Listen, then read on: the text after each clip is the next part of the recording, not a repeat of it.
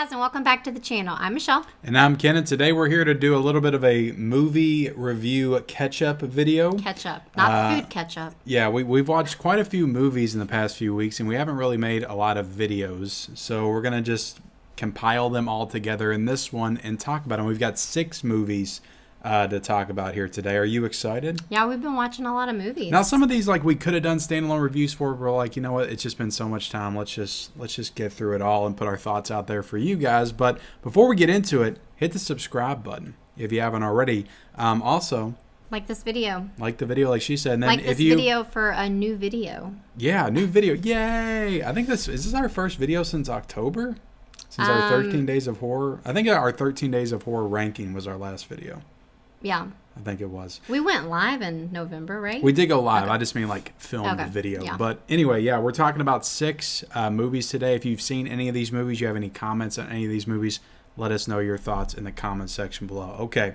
Yeah. Want to get into the first one? Well, I just want to quickly add too that I have been sick. Yes. So forgive me for having like a deeper voice. I'm sure this is going to be super fun to edit, but anyway. Okay, so the first movie that we have all these on physical media except for the last one that we're going to talk about. So the first one that we watched is Trap. Good old Trap here. That is M. Night Shyamalan's new film. So we watched that on HBO Max, even though I have the 4K because I didn't have the 4K yet, and you couldn't wait to watch it. So we watched it. Now, was it worth the wait? Pointing at me. Sorry, I had to call that out. Was it worth not having to wait for the 4K? I guess. Yeah. What I'm trying to say. This was one that I feel like we were both interested in. Oh yeah, look, I'm a diehard Shyamalan fan for life. Even when he doesn't hit, I'm just always interested. Yeah. So I think that we had kind of wanted to go to the theater to see it, but then you know how we are with the theater. So but anyway, yeah, I was definitely interested in this one, but yeah, this one just wasn't that great. No, I said there's a solid movie in here, like somewhere. I think it's like in the first hour of the film, but it just like we got to a point in the movie where I'm like, okay, it's almost over, it's wrapping up. There's like 30 minutes left. There was just too much going on in this movie towards the end, I think. Yeah. Too much explanation. Yeah, there definitely was like what do you say? Like it got another wind or whatever. Wind, not win. But yeah, I don't know. It was interesting because this one was, I don't think it's a spoiler to say this because the trailer literally tells you. Yeah. But it's not so much about seeing Josh Hartnett as a serial killer. You see like a little bit of it, but not really. That kind of plays into the plot. But it's more about just him like trying to get out of this situation that he's found himself in. Yeah. With his daughter by taking her to a concert. Which I'll just go off of that. I had heard this, so I'm definitely not gonna like take credit for it. But this movie was definitely, it felt like a movie for M. Night Shyamalan to just show off his daughter's singing talent. For sure. I feel like, I don't know if this is true or not, but I feel like she may want to be a singer. I don't know. And I feel like this was I think she already is. Like, I think she did the entire soundtrack to this movie. Like, that's her singing in the credits and everything. I mean, yeah. I'm just saying, like, I don't know if he included her in this so that it could maybe, like, kickstart a bigger, like, music career for her or something. Yeah. Don't you think that's kind of nice, though? Well, I was going to say, though, I do think it's super cute and sweet that he, is making it like a family affair. Like, and then his, other daughter is, like, directing now? Yeah, his other daughter's directing. Yeah, and so I have no doubt he probably helped her direct Watchers. So I do think that that's, like, super sweet and cool and everything. But it doesn't make a good movie, necessarily. It doesn't. And it's, like, I mean, it's just like a big part of it. Like, there's lots of seeing her perform and stuff as other things are happening. But for me, like, I thought Josh Hartnett was good. But you didn't get to see him as that, like, deranged psychopath, like, quite like you wanted to. Like, it was there and you knew it was there, but it's like you didn't get to see him, like, perform fully. Yeah, they definitely had him playing that, like, typical cringy, corny dad. Yeah. But yeah, I don't know. It definitely just fell a little bit short.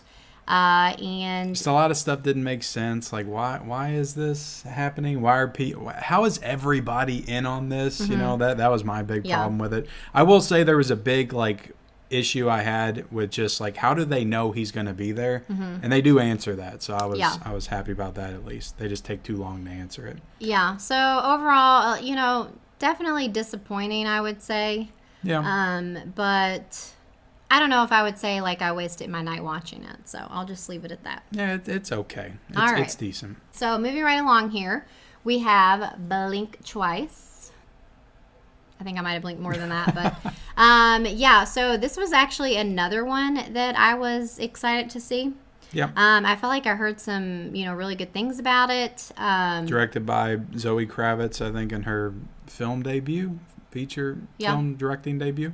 Yeah.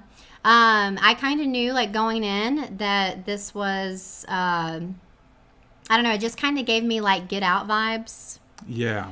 And I was kind of telling you that. I didn't know that because I didn't watch the trailer or anything like that. I just know the movie used to be called P-Word Island at one point. Right. So, well, I knew that this was like a feminist movie. I knew that it was very like, pro women. We hate men, they're the worst, that kind of movie. Well, I mean, it's definitely not painting men in a pretty picture per se. Which is okay. Sometimes, we can be the worst. So well, I mean, some of us can anyway. There are men like this in the real world. So anyway, overall, I felt like this movie was really good. I felt like it was like it looked really good. I thought the cinematography was really good. Oh, yeah, it was a beautiful movie. I mean, we watched it on Blu-ray, but like I think that's a movie that would look really great on 4K. Yeah, I mean, it takes place in like a tropical like paradise, so just very vibrant colors of the landscape and everything. But as far as the story goes, there's definitely some problems with the story. There's again with kind of like Trap, like it's one of those things where you have to kind of not think too hard about it. But I think that this was definitely a play on not just men in general and like what they can do to women or what they have done and continue to do or whatever. I feel like it also is kind of a play on just like rich people, wealthy people, and like what they can do with when they have money. And it definitely feels like it drew a little inspiration from the whole like Epstein Island stuff going on for sure. Definitely. The cast in this movie is really great. I mean, you got Channing Tatum's great in the movie, but you also have like Christian Slater, Haley Joel Osment, Kyle MacLachlan's in the movie, Gina Davis is in the film. It's like all kinds of like legendary actors and actresses in the film. So yeah, I enjoyed it. I didn't think it was great, but I enjoyed it for what it was. Yeah, I thought it was really good. I will say the ending was a little... I didn't love the way it ended. So anyway, overall, I really liked this one. So yeah, here's a movie this is probably my biggest letdown of the year. Yeah. And that is Kaku or Cuckoo. I was really looking forward to this one. I thought it looked really great. Like the trailer, I think we saw it when we saw Longlegs. Or maybe it was Immaculate we saw it. I can't remember. Yeah. But there was like a couple of scenes in the trailer. I was like, damn, it's going to be one of the scariest movies of the year. And it had those scenes in the movie, and I guess they kind of delivered. But the thing is I already saw them. So the rest of the film, I don't know. I did not like this movie. What do you think about this one? Whenever we saw a trailer for this movie, like I knew that we weren't going to be seeing it in theaters. It just seemed like one of those like very... weird, creepy, scary, disturbing, It just looked really like wild based on the trailer. I don't know if you already said it, but it's Neon, which I feel like they are Neon's been doing good stuff. They're known for some just, I don't know, I feel like they kind of take it a step into the like, I don't know the word, just like disturbing kind of thing. But yeah, I'm with you on this one. I wasn't like necessarily looking forward to this one, as you can tell, I guess, but I thought that it was still gonna deliver as far as like being super creepy and stuff. And I mean, it definitely had those parts, but I mean, this story was a mess. It was a mess. The story was a mess. It made like no sense at all. I hate to reduce it down to the simplest terms, but it was just stupid. It was just dumb. It's like they told us, but like you also had so many questions.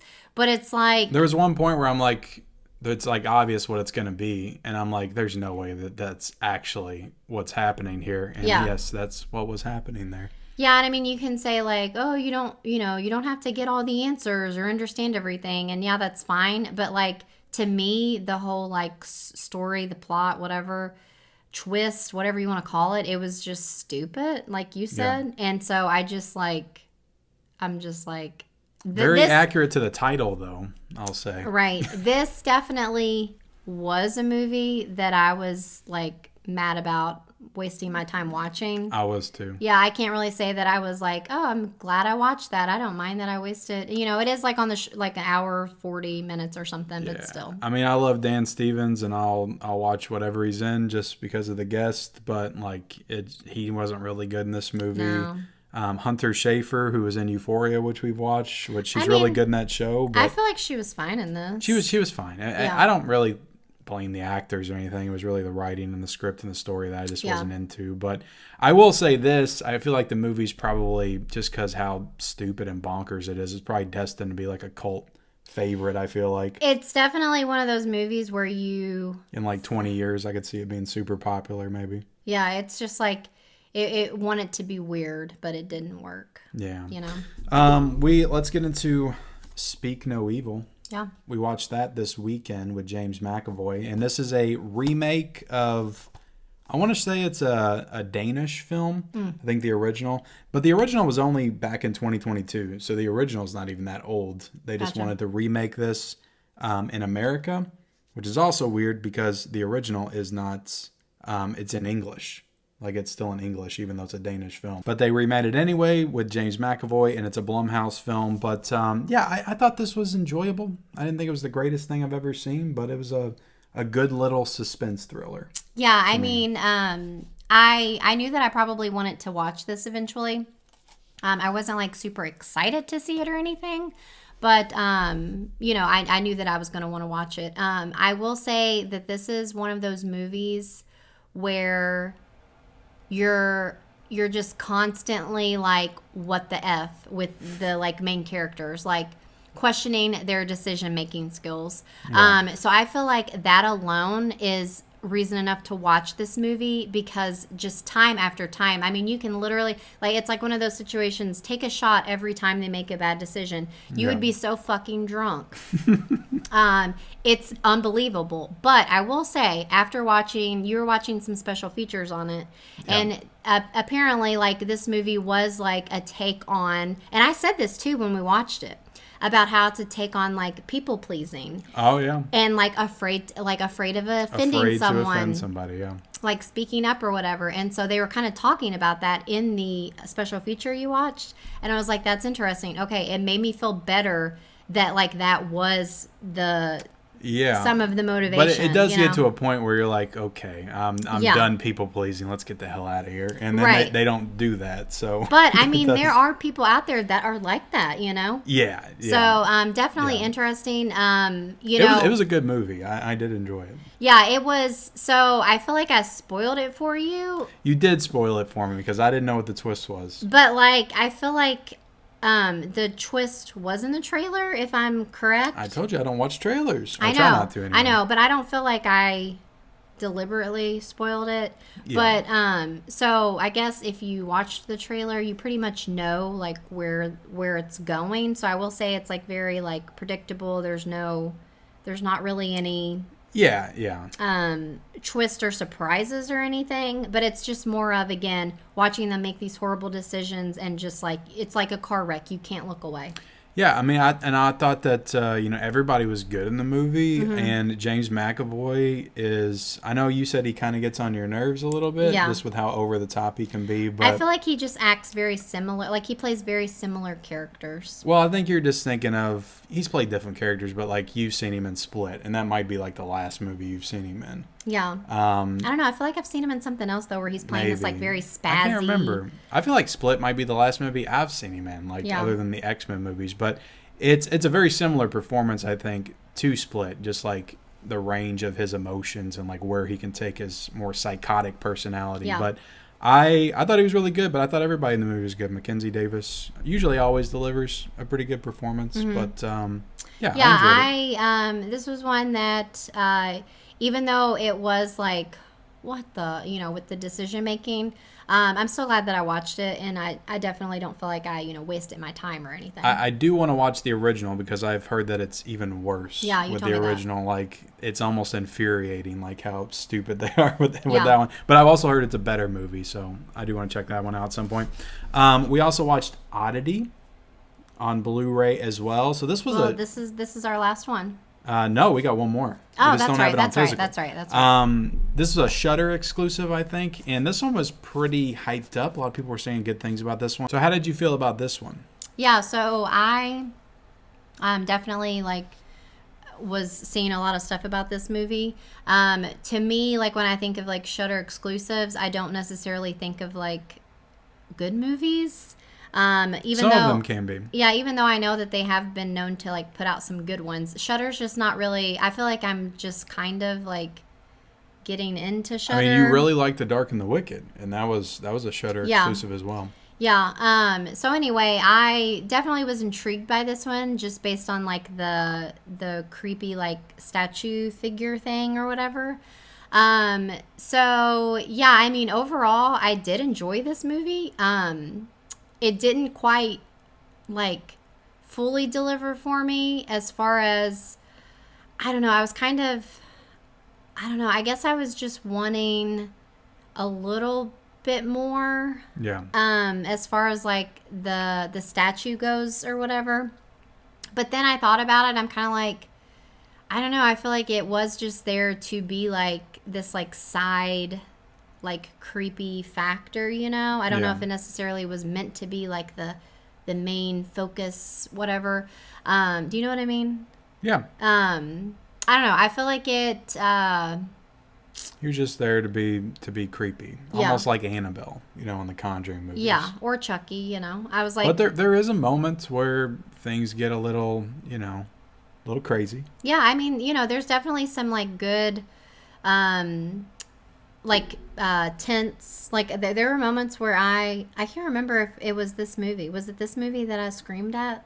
Yeah. I don't know. I'm very like reactive when I watch stuff. There's a couple of good jump scares in the movie. Yeah. That I don't think are cheap. I think they were earned. So Oh yeah, yeah, yeah. I'm just not like thinking of. I feel like you even got creeped out by one of the there like. there were some creepy scenes. There's some very creepy imagery Yeah. throughout that I think delivered. So, Yeah. So overall, I feel like this one was pretty good. Like I Yeah. said, I feel like maybe there was something missing. I didn't I love don't the really know. story. I just didn't think there was enough meat there. It's Yeah. like they pretty much tell you everything from the beginning, and then that's what it is, and it's very Yeah. predictable, and it's like you've seen it 1,000 times. So that was my only issue with it. Is I just didn't think the story was all that original. I mean, I don't know. I feel like the core, like the main storyline. Like the way they went about it was original, but like the actual premise of the story was like, okay, we've seen this before. Well, that's what I was gonna say. Like, And I I'm being feel very vague. I don't want to spoil anything. yeah, like they definitely. I don't know if I can agree with that because I feel like they did actually like throw in like a really like unique part Kind to of it with the again girl, without with the twin, with the oddity store. we don't want to we don't want to spoil it or whatever. We So can let them know a few things. I but- feel like that was like creative or But whatever. but what the movie was about, Yeah. with the husband and the wife. Yeah. We've seen that kind of story many times before. Yeah. Like that's kind of what I'm saying. But the way they went about it, there was some different stuff for sure. Yeah. But I mean, again, overall, I still enjoyed this one. So Okay. But yeah, I mean, overall, I thought it was good, but maybe a little bit overhyped, in my opinion. Gotcha. But let's get into the main events and talk about The Substance. the substance. This is from the director of Revenge, which came out back in 2018. I was a huge fan of that movie. Yeah. And I've been waiting for, I think her name's Coralie Fargeet or Forget. I don't know. Forget. I'm forgetting her name. But that director, I've been waiting for her to make another movie for a long time. So yeah, The Substance. Yeah. I'm gonna let you So- get into this. So we watched this on Mubi. We did watch it on Mubi through Amazon Prime, and we got a 7-day free trial. We did. So- So that's a little cheat code for you for sure. Yeah.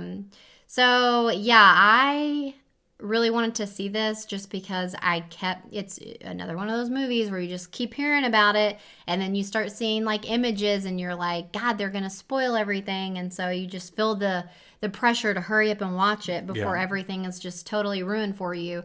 But yeah, this movie just like blew me away. Yeah. I thought that loved it. I really liked it. Or I loved it. Yeah, I can't say I really liked it. Yeah, this movie was just, it was wild. It was wild. Yeah. I told you when we watched it, it gave me the same feelings that I got when we watched Malignant. Malignant. Yeah, I get that comparison just with how batshit crazy Yeah, it gets in just the the last way- 20, 25 minutes. The way that like you said, like the last, like the finale, you know, and just like the craziness of it all, the bizarreness, and And just like Malignant, this is why you need to go back and watch some of those older like Frank Henenlotter movies with me, like Frankenhooker and Basket Case, because those are the kind of movies that these movies are drawing from. The Substance and Malignant. Gotcha. So yeah, this is a movie that when we were watching, I'm like, okay, this is good. I know I like this. And then when I got over with, I was like, okay, that was good. I liked it. But I just kept thinking about it for like days after. And I'm like, damn, that was actually a really great movie. Yeah. And I can't wait to watch it again. So I'm looking forward to getting it on physical media and everything. But yeah, I mean, talk about a second feature. Like, I think she upped her game as a director in every possible way. As much as I love her Revenge, I think that this is a much more ambitious film, and it has a lot more to say, I think there's a lot more substance to the story, no pun intended, but it was just a really cool story, very unique, the way that they told it and both what it was about, how the dynamic between the two worked. I didn't know what the story was. I didn't know if she was transforming into her or whatever. I didn't know it was what it was when we watched it, so I was completely surprised watching the movie. Yeah, I don't think that I knew like the whole thing. And I was purposely trying to stay away from everything, as I do nowadays. Yeah, but I mean, you know, I feel like I've just recently, like the last few years or couple years, I don't know, like been exposed to like more body horror films, and so this one was just like, oh my gosh, like it was so awesome, it was so cool, and like I have just like really discovered that I love that kind of stuff. Like, it's just so cool. Like the practical effects were just amazing. Like it just looked so good. Like, I mean, I'm comparing it to The Thing and The Fly and just up there with like the classics, you know? I think this is a movie that should be remembered, whether it is or not. Like in 25 years, 30 years, like people should be looking back on The Substance and thinking like that. This is one of the greatest movies ever made. Yeah. And I mean, there's just so like, oh man, like there's so many like grotesque things that happen in it. Like if you don't like, you know, needles, like you're definitely not gonna like this. I feel like there's a lot of like needle stuff going on, like with the back, and like it just gets really gross. I would say this, like if you're into to like the Cronenberg stuff, like the really like methodical body horror type stuff, like it has that, but then like the last 30 minutes it turns into Frank Henenlotter.